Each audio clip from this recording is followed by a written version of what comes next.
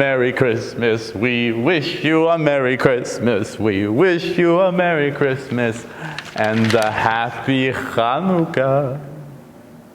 Welcome back to the OCAD Sports Report. My name is Avishai Sol. I'm your host, and this is the final episode of the 5th season of OCAD Live and the 3rd season of the OCAD Sports Report. We've had a fascinating season, many plot lines going on both within the sports world and adjacent to the sports world. This has been a really interesting time of year as far as sports leaking into sort of the center stage of politics and pop culture and social justice. This season has certainly given us a lot to talk about, and we have, but we're not done yet because we got one more episode, and I'm not quitting until the deed is done. We got a lot to talk about in the world of sports. Let's get into it.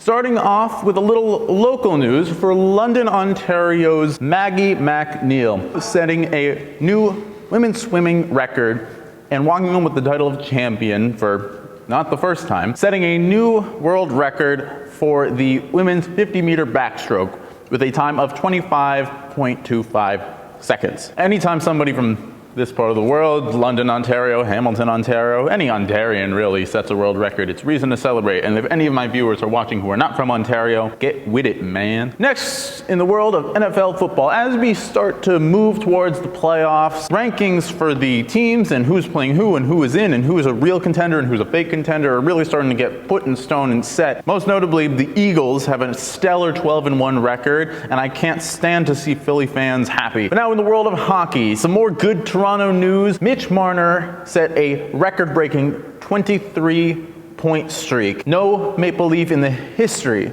of the franchise has had a point streak that long, but unfortunately it was ended by a 3-1 loss against the New York Rangers, another very good team. But still, we as Toronto fans hold our team to a very high standard, as we should. They're contenders. Marner and Matthews are two of the best forwards in the game, and look, they haven't been living up to expectations as of yet. But every year we are in the mix and we are contenders to win the chip because of guys like Marner and Matthews. They are really, really good. And so in the midst of our melancholy and disappointment and self-loathing because we expect to win more than we do, sometimes we just got to take a step back and appreciate the players we have and the skills and moments that they have on the ice and how great those are. And speaking of great players, I want to talk very briefly about Connor McDavid. After winning the other night against the St. Louis Blues, you just gotta take a minute to recognize what it is McDavid is doing these days. Every fan of any sport, regardless of sport, whether you're rooting against a particular athlete or not, at a certain point you got to just step back and appreciate the mastery and artistry at play. And along the way, he beat up on a lot of fans' favorite teams. And so it's easy to, hate him, right? But at a certain point you got to just love the thing he does in the game. If you love the game, you'll love what he does out there. Same with another incredible athlete, Noya Inoue, a boxer. Remember, I talked about him a couple episodes ago. Ranked by ESPN as the #1 boxer in the world. He recently had a fight against Paul Butler in which he kicked his ass. This guy is at another level as far as skill at his weight class. It'll be interesting to see how his star continues to grow and as he gains more recognition. I mean, he's in the prime of his career and he's just mopping the floor with his division. It's really quite something.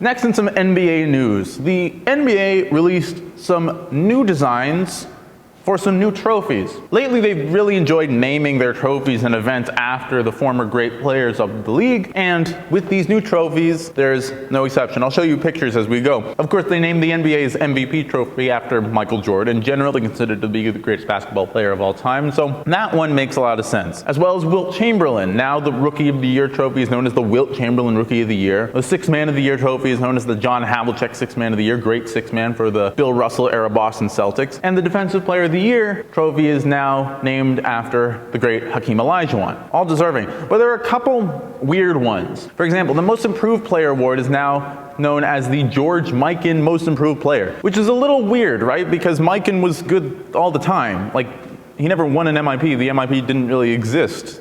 And I don't remember a time where he wasn't good. I mean, I don't remember him at all. He played in the 50s, but still. But most notably, maybe they introduced a new trophy altogether, the Jerry West Clutch Player of the Year. Now, Jerry West, undoubtedly clutch. He is, if you don't know, that guy, the logo of the NBA. You see the guy dribbling the ball over there? That's Jerry West. A great player for the Los Angeles Lakers in the 60s and 70s, and undoubtedly very clutch. One of his most notable achievements was winning the Finals MVP award while playing for the losing team. That's how good he was, that he was so dominant in that series that he actually lost series and still took home the Finals MVP trophy. My point is this: they keep naming all of these new events after players of the past, but new great players show up all the time. What are they going to do when LeBron retires? They're just going to not have events and trophies named after the players in the league right now and in the league for the next couple of years? I understand the notion of wanting to celebrate the great players of the past, but it seems a little cash grabby if you ask me. And now, keeping with the basketball, moving on to the WNBA news, where all-star Brittany Griner has been released from imprisonment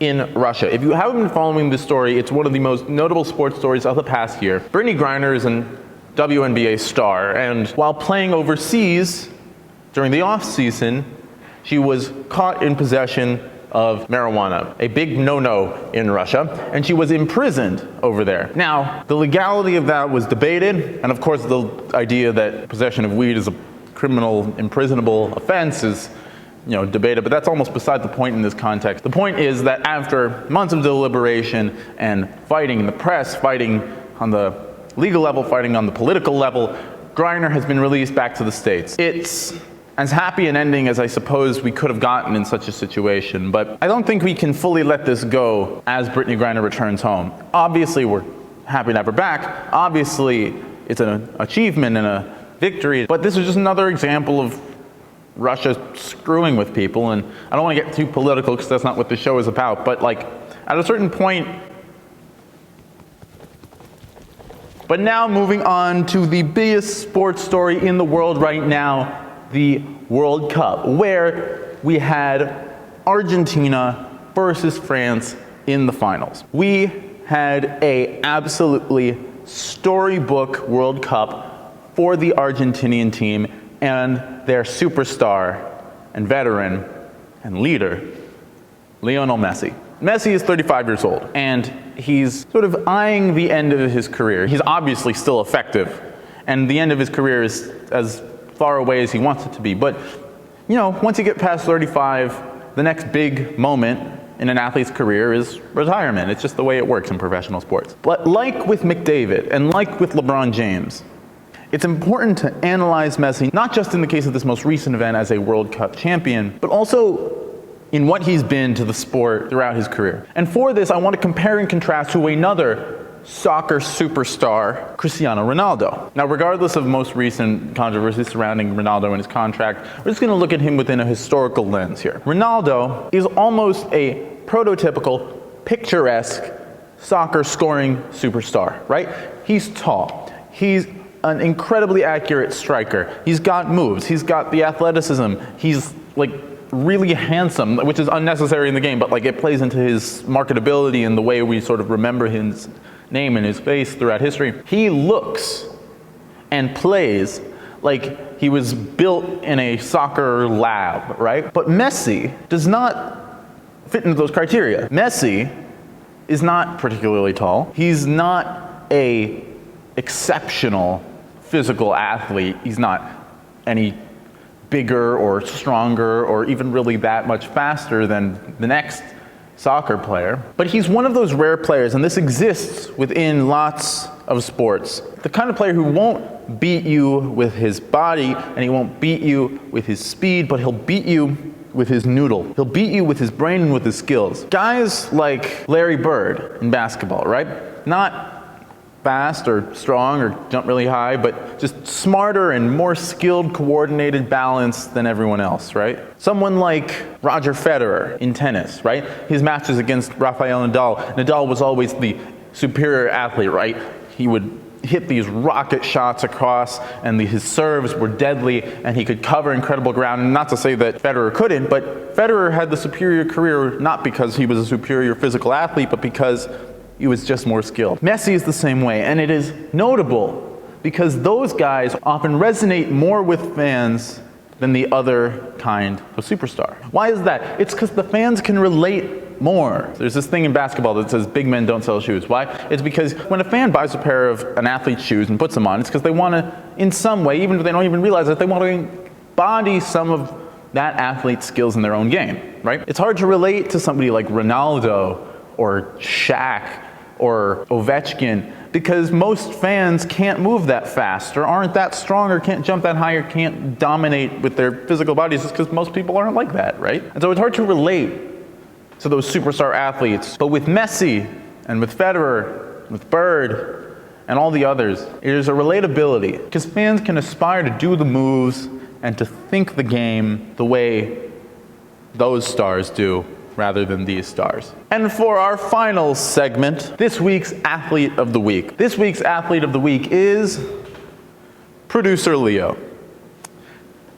Now, some of you may know who this is, some of you might not. But if you don't, this is the guy who makes all of this sort of happen, right? He's the decision maker, he's the leader, he's the big boss of OCAD U Live. As the season comes to a close and as the holiday season kicks into high gear, it's important, I think, for me, to pay tribute to this guy right here. Because not only has he sort of helped me personally and so many other content creators on OCAD U Live create their visions of their shows, but he's also been a mentor sort of beyond that. I'm graduating in the spring, which means next season is probably going to be the last season of the OCAD U Sports Report. But in the face of that, Leo, rather than sort of take a step back and giving me kind congratulations, but not necessarily investing any more than he has to, because it's not like I'll be contributing as much in the far future, he actually has helped me more and given me sort of post-grad advice, and he's just been a really big help in the past, in the present, and in the future, even though he didn't have to. So, Leo is this week's Athlete of the Week. This has been the OCAD U Sports Report. Thank you for another amazing season, and I will see you all in the new year.